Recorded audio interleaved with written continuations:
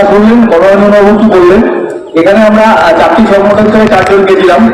সুতরাং মনোরঞ্জনবাবু যে কথা বললেন প্রত্যেকটা কথা ধ্রুব সত্য। এবং এর সঙ্গে আরেকটা কথা যোগ করি, একদিন যে সবার মধ্যে একটা ধারণা ছিল ফাইল রেডি, ফাইল চলে গেছে, নবান্নে রয়েছে, এই কথাটা একদম ডাহা মিথ্যে কথা। নমস্কার বন্ধুরা, আমাদের smart technique pro and educational YouTube চ্যানেলের পক্ষ থেকে আপনাদের সমস্ত রাজ্যের বঞ্চিত পার্শ্ব শিক্ষকদেরকে জানাই উষ্ণ অভিনন্দন।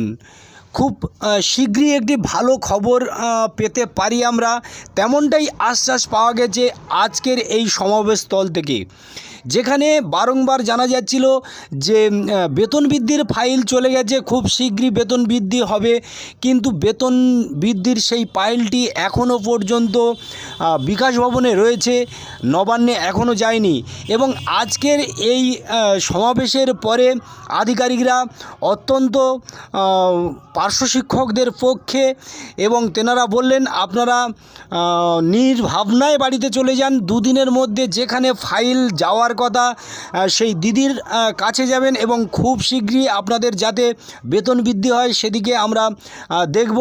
এবং তারপরেই সমস্ত নেতৃত্বরা সেখানে আশ্বাসও দিচ্ছেন যে এই মুহূর্তে আমাদের চুপ থাকতে হবে এবং সরকারের প্রতি আশ্বাস বিশ্বাস ভরসা রাখতে হবে, এবং খুব শীঘ্রই এই পার্শ্ব শিক্ষকদের বেতন বৃদ্ধি করবেন, এমনটাই আশ্বাস পাওয়া গেছে আজকের এই সমাবেশ থেকে। তবে এখানে বহুদিন আগে থেকে মাননীয় গোপাল দেবনাথ বাবু বলছিলেন যে সমস্ত সংগঠন একত্রিত হয়ে একটা মাত্র দাবি যদি দিদির কাছে পৌঁছানো যায়, অর্থাৎ রাজ্যের অভিভাবিকা মাননীয় মুখ্যমন্ত্রী মমতা বন্দ্যোপাধ্যায়, তাহলে হয়তো এই সমস্ত শিক্ষকদের দাবি মিটতে পারে এবং দাবি মিটবেই, এমনটাই তিনি আশ্বাস দিয়েছিলেন। এবং সেটাই আজকের এই সমাবেশ থেকে সেটা পরিষ্কার হয়ে গেল, যেখানে সমস্ত পার্শ্ব শিক্ষক সংগঠন একত্রিত হয়ে আজকের একটি মাত্র দাবি নিয়ে মিছিল সমাবেশ করেছিলেন। তবে বারবার বলছি, এটা সরকার বিরোধী নয়, সমস্ত পার্শ্ব শিক্ষকদের দুরবস্থার কথা দিদির কাছে তুলে ধরেছেন। শুধু সেইটাই কারণে আজকের আধিকারিকদের পক্ষ থেকে একটা ভালো আশ্বাস পাওয়া গেছে, এবং আগামী 1 সপ্তাহের মধ্যে, আপনারা এর আগের ভিডিওতে শুনেছেন গোপালবাবু বলেছেন যে 1 সপ্তাহের মধ্যে যদি পার্শ্ব শিক্ষকদের বেতন বৃদ্ধি না হয়, আগামীতে দিদির কাছে আবার সরাসরি রাজ্যের পার্শ্ব শিক্ষকরা আবেদন করবেন, নবান্নে যাবেন, এমনটাই তিনি বলেছেন। তবে এই মুহূর্তে আপনারা এতদিন ধৈর্য ধরেছেন, আরও কটা দিন আপনারা ধৈর্য ধরুন। নমস্কার, ধন্যবাদ। ঠিক আছে, এই কথাটা ডাহা মুখ্য কথা। যে দুজন এই বলে আমাদেরকে বিভ্রান্ত করেছিল, এবং আপনাদের যেটা অভিযোগ যে আমরা দেরিতে পথে নামলাম, তার বড় কারণ এই দুজন। কারণ আমরা যে আগে নামতাম তাহলে বলতে এই জন্য ফাইলটা গেল না। ঠিক আছে, যে আলোচনা হয়েছে অত্যন্ত পজিটিভ আলোচনা হয়েছে, এবং উনি কথা দিয়েছেন যে দুদিনের মধ্যে ফাইলটা উনি মুভ করিয়ে যেখানে পাঠানো উনি পাঠিয়ে দেবেন, এবং আমরা স্যাটিসফাইড ওনার সঙ্গে আলোচনা করে, এবং আশা করছি পজিটিভ দিকে বিষয়টা এগোচ্ছে। কথা বলতে ধাপ হয়েছে, সুতরাং আশা করছি পজিটিভ দিকে এগোচ্ছে, এবং আগামীতে সেটা দিতে পারবো। ধন্যবাদ।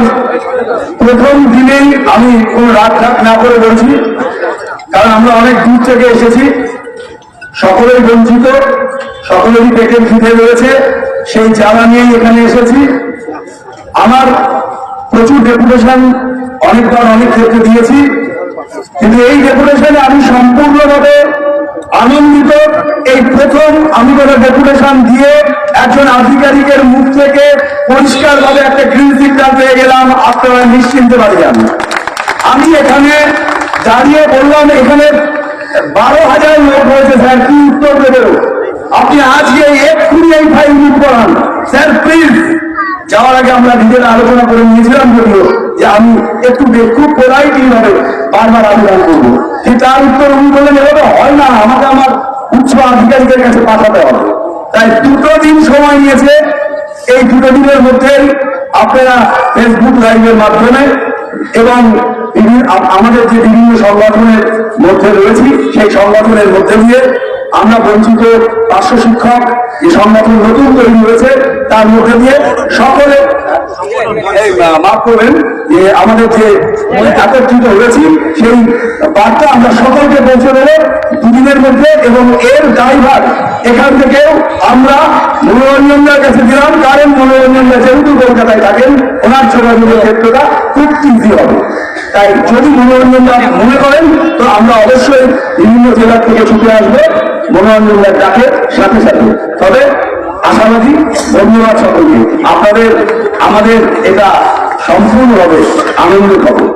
আচ্ছা, আমি আগেই বলেছি যে আমরা তো পাওয়ার বঞ্চনা না পাওয়ার বঞ্চনাটা তো অনেকদিন, এখন আমাদের মানে খুব ধীর শান্ত ভাবে থাকতে হবে, আমাদের কতগুলো ভাব বেরোতে হবে। প্রথমত হচ্ছে আমার মাননীয় মুখ্যমন্ত্রীর কাছে যেতে হবে, তার কাছে আবেদনপত্র পেশ করতে হবে, মানে এগুলো সবই হয় কম্পিউটারের দিয়ে, হ্যালো, কিন্তু তার কাছে আমাদের আবেদনটা পেশ করতে হবে। আর দু একজন বলছেন যে নির্বাচনী এডমার্ক চালু হলে কি হবে।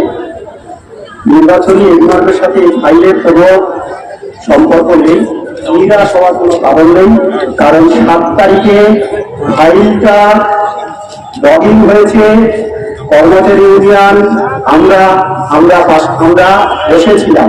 সুতরাং মিথ্যের কোনো আশ্রয় এই সরকার নেয়নি, এই সরকার কিন্তু তার কাজ করে চলেছে। মানে এই সরকারের যে কাজ, প্রাথমিক যে কাজটা তারা করেছেন, এবার এর সাথে নির্বাচন নির্মাণ কোনো চালু হবে না। এবার বাকিটা আমার সুব্রত ভাই আছে, গৌতম আছে, গোপালদা আছে, এদের নিয়ে যেভাবে আমাদের যেখানে যাওয়া দরকার, কারণ সেটা নিয়ে এই ফাইলটা আমাদের, আমি আগেই বলেছিলাম যে একটি চারা রোপণ করা হয়েছে, সেই চারাটাকে বড় বৃক্ষে পরিণত করতে হবে, করে আমাদের ছায়া নিতে দরকার।